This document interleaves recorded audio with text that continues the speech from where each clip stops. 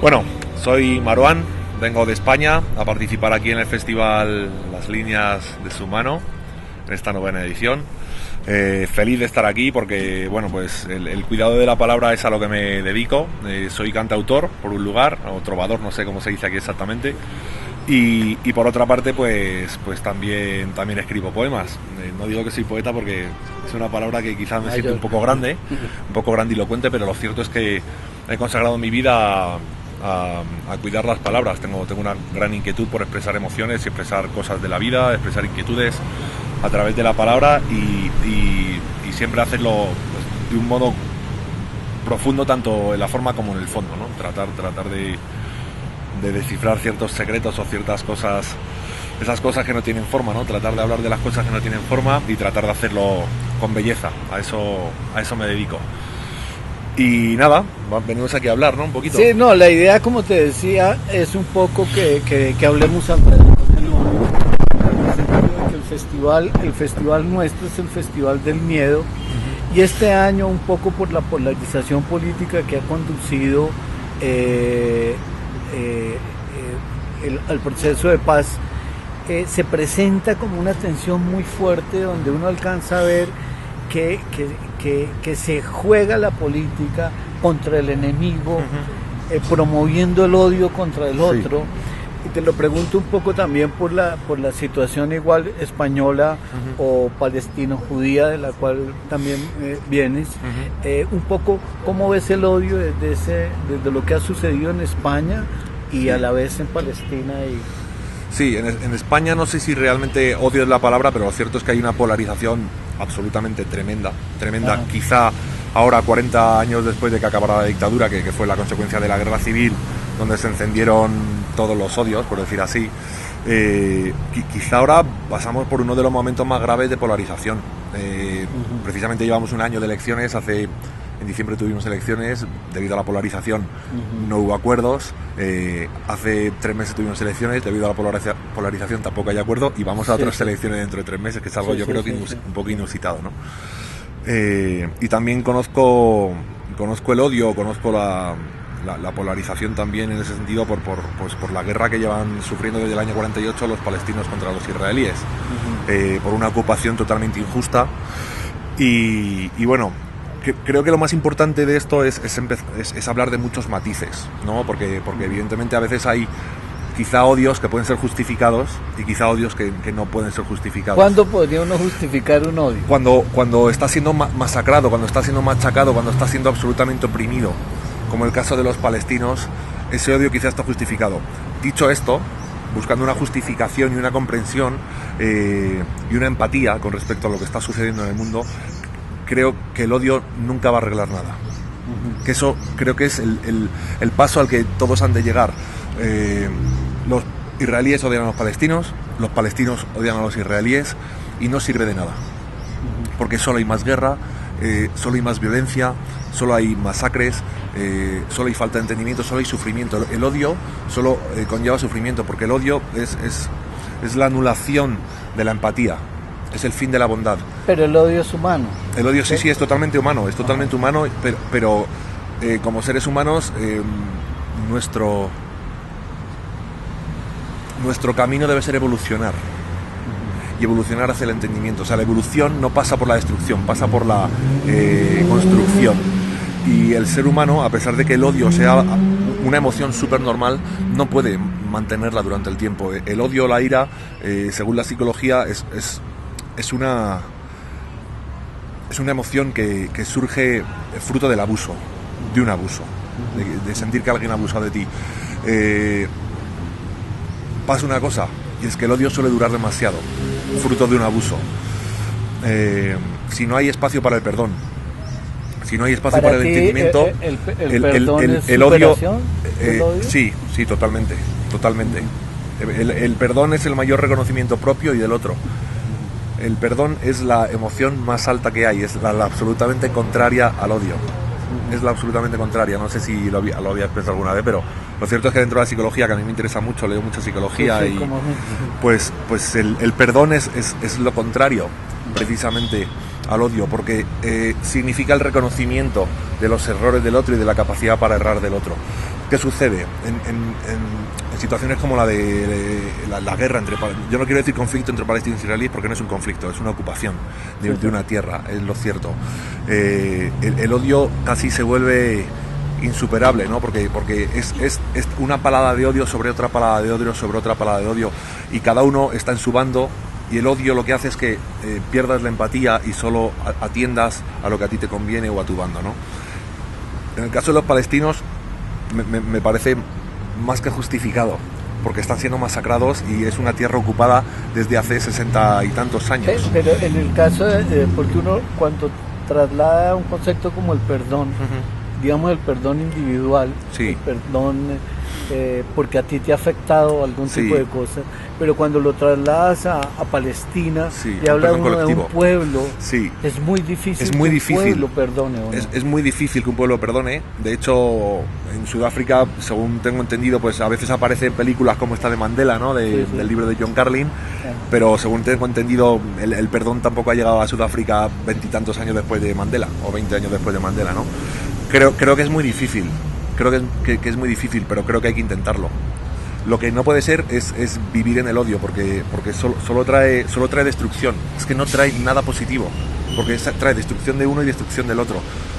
Y es solo a través de la empatía y a través de la comprensión del otro como podemos tender puentes. Pero ¿cómo tender puentes? Yo me pregunto desde el punto de vista de un palestino, ¿cómo tender puentes cuando te están continuamente metiendo el dedo en el ojo? Es imposible que si te están continuamente metiendo el dedo en el ojo, tú no le respondas así a otra persona. Y no se cree una situación de odio, porque si te meten el dedo en el ojo continuamente, es una situación de no reconocimiento de ti como ser humano. Un paso a dar, digamos, en cualquier conflicto, particularmente en el palestino o en el nuestro. Sí. La eliminación del odio empezaría por el diálogo entre enemigos. Entonces, creo que hay que empezar el diálogo entre enemigos a poder ser dispuestos a ceder, porque si no es absolutamente imposible. Y con la idea de que es más importante tener paz que tener razón. Que eso es importantísimo. Pero es más importante, por ejemplo, aquí hay un debate que es bastante extraño. Es más importante tener paz que tener justicia. Claro, es parecido a lo que te iba a decir ahora, lo de justicia. Sucede que en un conflicto que lleva 60 años, o que lleva no sé cuántos años lleva el conflicto entre las FARC y el gobierno en Colombia, conflictos tan extensos, es imposible que haya justicia. Nunca va a haberla, porque no se puede restituir a las víctimas, no se puede sanar a las familias destrozadas, no se le puede devolver a la gente la casa que le ha sido derrumbada en Palestina, ni a los familiares de mi padre que los mataron de un tiro en la cabeza. Eso es imposible. Pero hay es posible perdonar. Yo creo que es posible perdonar, pero hay que tener miras muy altas, muy altas. Sucede, por ejemplo, en el conflicto entre Palestina e Israel, que ya ambas poblaciones, Israel hace lo que hace. Yo leí una vez una cosa muy, muy, muy interesante sobre por qué los israelíes hacían algo parecido de lo que habían sufrido ellos. Y es porque vive toda la población israelí o judía, muchos de ellos viven pues como una especie de trastorno de estrés postraumático que les hace tener distorsionada la realidad. Supongo que los palestinos también les pasa eso, pero no solo les pasa eso, es que a día de hoy todavía siguen sufriendo un acoso y derribo brutal. Entonces, creo que el camino está en el diálogo, que el camino está en ir tratando de comprender al otro algo, porque si no comprendes al otro es imposible el diálogo. O sea, es decir, tiene que haber una empatía muy dura en una situación de conflicto, y tiene que haber intermediarios que ayuden, imparciales, porque los intermediarios en estos conflictos muchas veces suelen ser parciales, y sobre todo tiene que haber capacidad de perdón. Si no hay capacidad de perdón, el odio se mantiene, y el odio es solo destrucción, no da nada más, o sea, no da nada positivo, salvo quizá en algún momento coyuntural, pero no trae nada positivo el odio.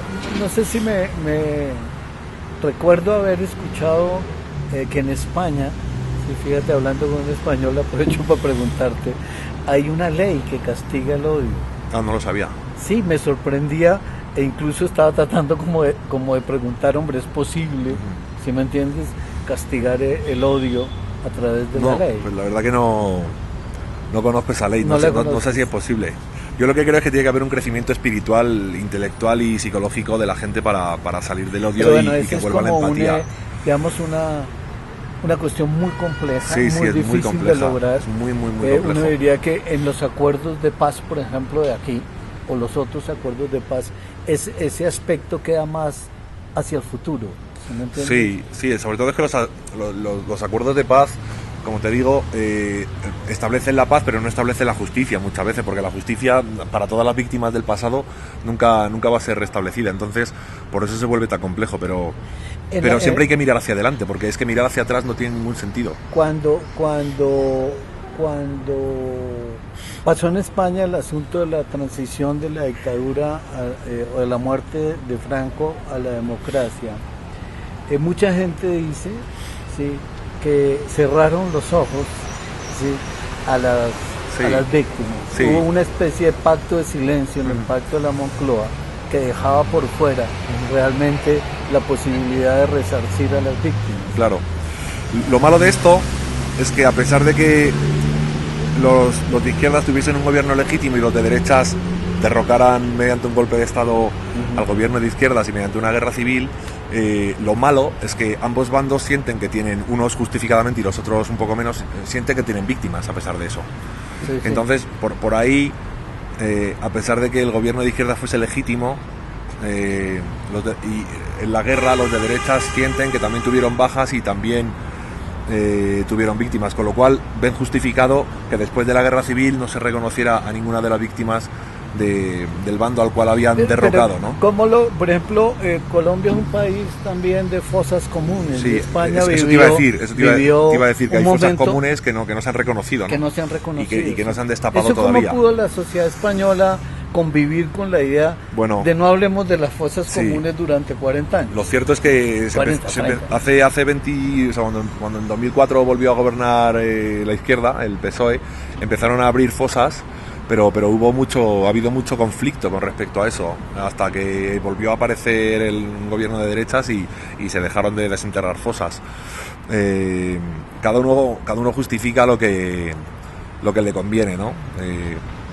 La parte más de derechas pues dicen que no hay que desenterrar el pasado, y la parte izquierda dice que sí, que queremos desenterrar a nuestras familias. Para unos es el pasado y para otros son personas con nombre y apellido, ¿no? Entonces, pues por ahí es que no hay una falta de entendimiento real, porque mientras no se reconozca el dolor del otro, nunca va a haber un entendimiento y siempre va a haber odio. Pero hay un nivel de aceptación de alguna manera del silencio.